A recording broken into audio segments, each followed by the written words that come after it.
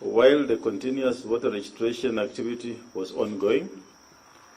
The continuous registration of voters ended on the 4th of May 2022, and thereafter verification of the register of voters commenced for a period of 30 days ending 2nd June 2022. The KPMG audit commenced with the understanding of these processes and internal controls around registration and preparation of the register while awaiting completion of the register of voters. The Commission has received a preliminary audit report with useful information, including a total of 246,465 deceased voters, 481,711 duplicate records. These are people sharing more than one ID.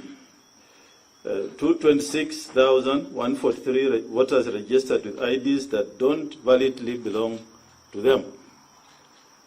164,269 registered voters with voter records which have invalid documentation, IDs and passports. These are documents of identification which are not recognized as per the Kenyan records.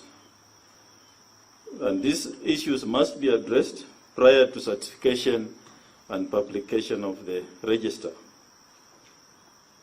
Previously, the Commission had announced that it would certify and publish the register of voters on or before 9th of June 2022, that's tomorrow.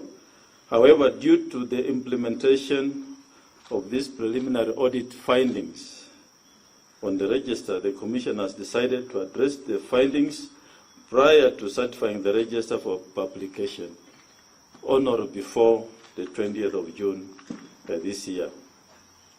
The Commission is scheduled to receive the final audit report from KPMG by 16th of June this year, and there will be a stakeholder engagement on the final register of voters on the 17th of June 2022.